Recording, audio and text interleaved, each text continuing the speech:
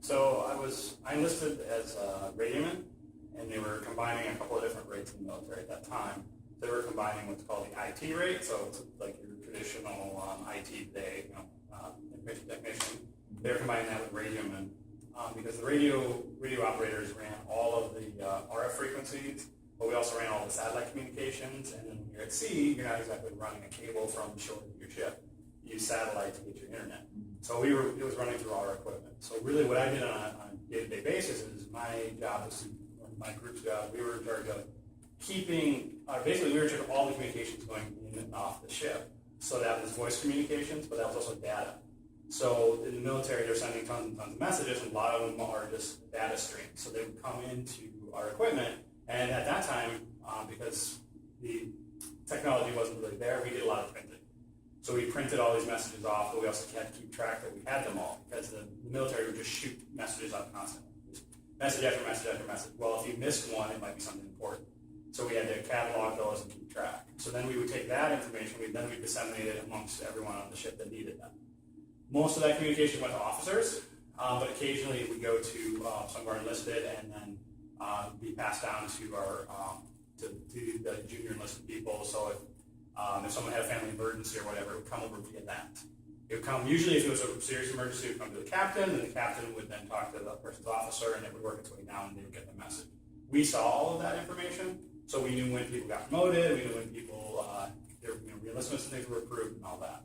So keeping all of that equipment going was a day-to-day thing for two reasons. One, because the ship is usually moving, so things drift, so you have to change satellites, you have to change frequencies. But the second part of that is also encryption. So because military communication is classified, and there can be anything in there from battle movements to just general messaging, all of it was encrypted. Well, if you know anything about encryption, you have to change it or it's pretty much useless. If you set it once and you never change it, much like everyone's password, then eventually the enemy cracks it and then they get your communication. So depending on the classification of the signal, it would be rotated at different frequencies. Some were every single day, some were weekly, some were monthly. I don't think we had anything that went past a month. So we handled all that equipment, so we had, it's funny, it was key tape, paper tape. And you tear a piece in a container that you couldn't open without actually breaking it open. So you pull it forward just as much as you needed, you rip the key tape off, and then you run it through a little device. So what that would do is binary, so it's a binary, so ones and zeros like you do now. But it didn't have to be very long. So we'd run it through, we'd load the equipment, and then it would decrypt. So we'd have to handle all that, which is kept in a safe. And then we would do that decryption, or we would change the decryption keys on whatever cycle needed to be done. And if we didn't do it, so first we had to receive some of the keys, because some were just sent to us, some we kept on board, depending on how important it was.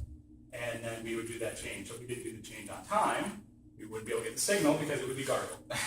So doing all of that was really, that was our big day-to-day, kind of an extra job. So in the military, there isn't a janitorial job.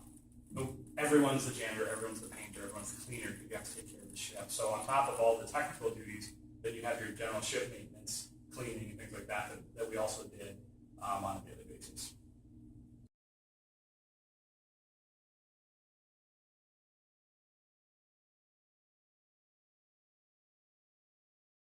So the Navy is the branch. So I chose the Navy because I have a long history in the Navy for my family. So my mother and father met in the Navy. My grandfather went almost 30 years in the Navy. I have two uncles. One that actually had a very similar job to mine, and he actually served with two presidents. So he got to fly Air Force One with I think it was Reagan and Bush. So I have a long history of Navy service, and then it goes on, great grandfathers and that. So long history of Navy service, so I chose the Navy. And then I picked IT because at the time they said they were combining radio and IT. So for an IT job nowadays, it's like, well, that would be a good experience. It sounded interesting.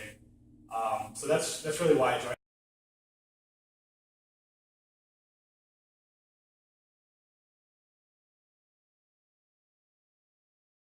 So I'd say in boot camp we really wrote letters. After boot camp and then even in A school it was mostly letters. We just didn't have access to kind of public computers. The internet was, the public internet was there, slow dial-up connection and everything, and computers were really expensive, so did that. Once I got to the ship, we started getting emails, so we all had military email addresses, because we couldn't get onto the internet to just check email like Hotmail and all that kind of stuff. So we were all given an email address. So a lot of our communication were from email, but some of us had parents that either didn't have the means or were older and didn't use computers still. So paper mail was still pretty common. Then because we usually boarded at a military base or obviously in the country, city of a country, so we weren't just in the middle of nowhere.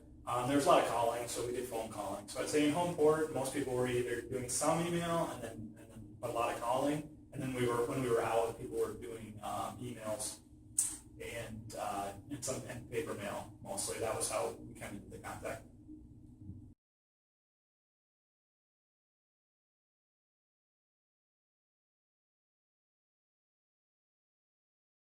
Say from the work perspective, I think the most memorable thing was basically climbing to the top of the mast and then an antenna that had come broken. So think about the Navy ships. I mean, they sit very high off the water, so you're looking at just to get to the main deck that you see above the water. That's probably 20, 30 feet off the ground, and then they build all those levels that you see, and then you have the whole mast. So once you get all the way up to the mast, you're probably 100, 200 feet off the ground, and then I had to go out to the edge of the mast, which of course is wider than the ship.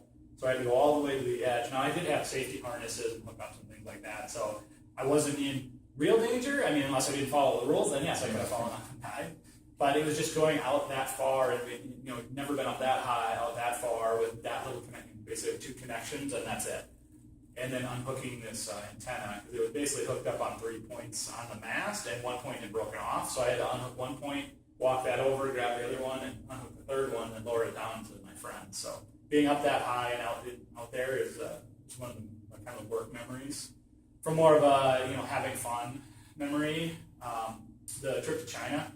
So when we pulled into China, we were the first ship to be there. It was more than just my ship. So they sent a small battle group, probably 5 or 6 ships. We were the first ships to be there in like 30 years.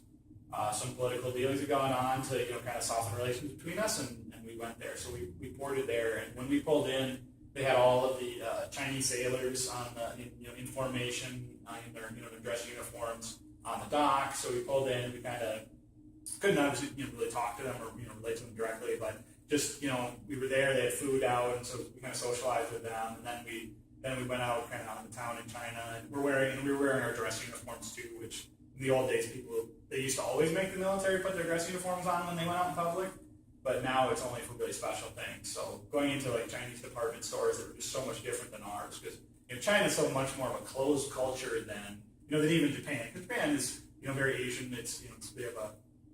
But there's a lot of Western influence there. Where you go into China, they don't have that. They don't have that big influence. So you go into the store and they have these big jars, big jars of liquor, and then there would be a snake that they drown inside. So they drown the habu snake in these jars of liquor, and then the poison and everything goes into the liquor, which gives it more of a kick, I guess. And they call it habu sake. And so they would leave that out, and that was just like part of in the department store, these big bottles like that.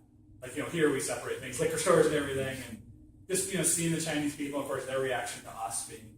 So on top of that, there's a trip that we went on where they actually flew us on a small plane to the Great Wall of China. So I actually got to climb on the Great Wall of China and walk on it. They let you walk on it.